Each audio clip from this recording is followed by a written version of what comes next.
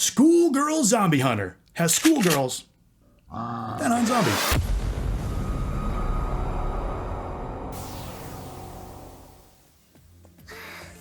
While you shouldn't judge a game by its title, you'd be right to assume Schoolgirl Zombie Hunter is cheap Japanese schlock, complete with outdated graphics, wonky gameplay, and panty shots. This is a spin-off of the Onechanbara series, actually taking place in the same universe. However, instead of bikini-clad samurai, you have schoolgirls armed to the teeth with enough firepower to make Neo blush. Guns.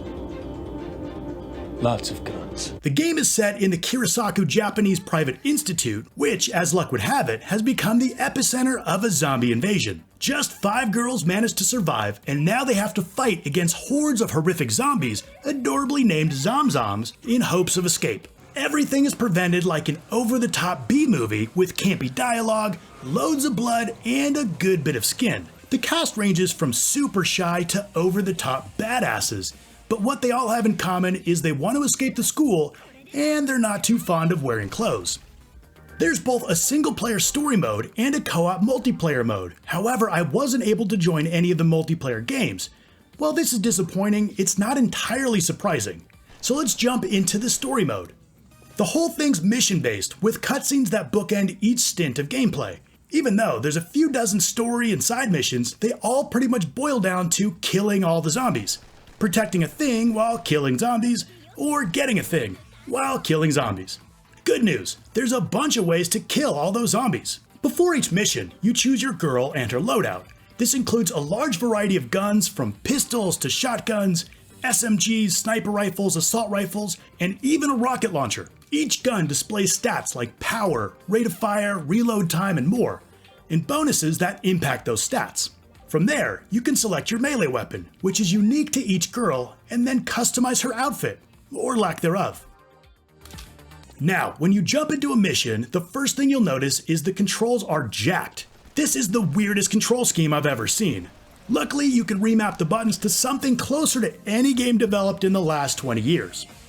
The combat is third-person shooting, somewhat similar to Earth Defense Force, where you have unlimited ammo but need to focus on the best reload timing. Melee attacks and running consume stamina, so you'll want to use them sparingly. And when your back's against the wall, you have a slew of items at your disposal, from grenades or tripwires to AEDs that revive your fallen partners, or health items for yourself. If you ever find yourself overwhelmed by enemies, you can tear off your clothes and throw them as a distraction. This is never not funny. You can only do this once per mission though, and your character will be running around in her underwear until you reach the end. And if you don't tear off your own clothes, the zombies will. As you take damage, more and more of your clothes are ripped off. Watching all 5 of the lingerie-clad ladies prance around blood and bodies while shooting rocket launchers is just as awesome as it sounds. Some missions are solo, while others include AI partners. They're surprisingly competent with pinpoint accuracy, but are this immovable force in small spaces. Seriously, you know how in other games you can nudge your partner to the side if you need to get by? Well, not in Schoolgirl Zombie Hunter. These girls are made of solid granite, so I recommend jumping over them. Otherwise, small corridors may be your most fearsome foe. The enemies come in a handful of shapes and sizes. It was a welcome surprise that there's so much variety, which not only creates more interesting gameplay, but are visually distinct enough to be easily recognized even within a crowd. There are standard shambling zombies, large brutes that take a ton of damage, these weird 2-headed dog things, and a bunch more. Each of the enemy types also has special variants. The red runners just rush you, yellow exploders create an AoE blast, and poisonous green ones damage you over time. Blasting an exploder in the middle of a group of zombies is always satisfying. Occasionally, you'll fight bosses that play similarly to the regular enemies, just a good bit stronger. The act of shooting zombies is solid entertainment, at least for the first couple of hours. Enemies drop items, weapons, and new costumes. Any new weapons you pick up will be available as part of your loadout going forward. This creates a nice little loop where you're continually strengthening your arsenal. And for those who care about a score, each mission is score-based on how well you play, from C rank all the way to triple S. The difficulty is all over the board. Some missions are an absolute breeze, and others feel like a total slog as you replay and fail over and over. Sadly, this is where frustration sets in. Later missions can really start to test your patience, thanks to strict time limits and unclear objectives. In terms of visuals, they look fantastic for an early 360 era game, but are pretty rough by the standards in 2017, let alone today. The colors are dull, textures are often muddy, with rudimentary lighting and other dynamic effects. The environments are bland with a lot of copy and pasted rooms. The girls, on the other hand, are designed well. They all look fairly similar, mostly with hairstyles differentiating them. However, there's a variety of unique costumes to choose from.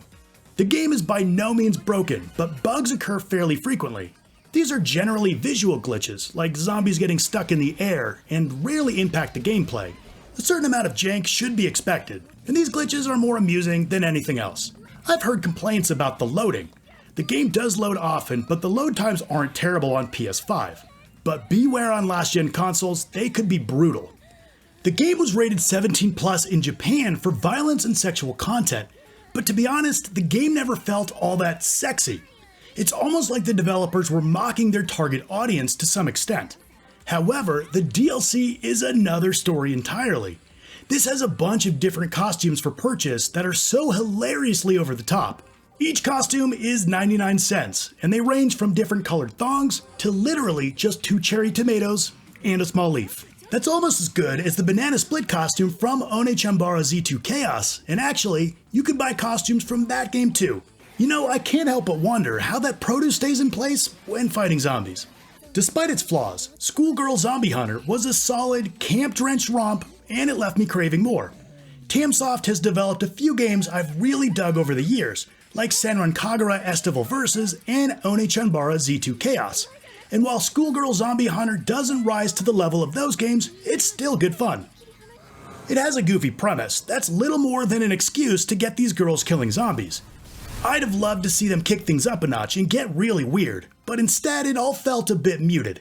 It never quite reaches the glory promised in the first half of the game, but this spin-off of the Onechanbara franchise definitely has potential, and I'm interested in seeing where they take things next.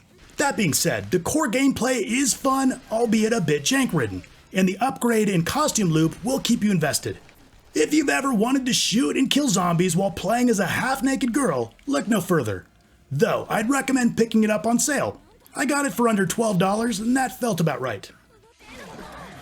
Okay, well there's Schoolgirl Zombie Hunter. Have you played it? What'd you think about it? And what are some other great fan service games? Let's talk about it in the comments down below. If you like this video, please hit that like button and subscribe. If you want even more great fan service games, check out my review of Galgun Double Peace. I want to thank you so much for watching, and I'll see you next time.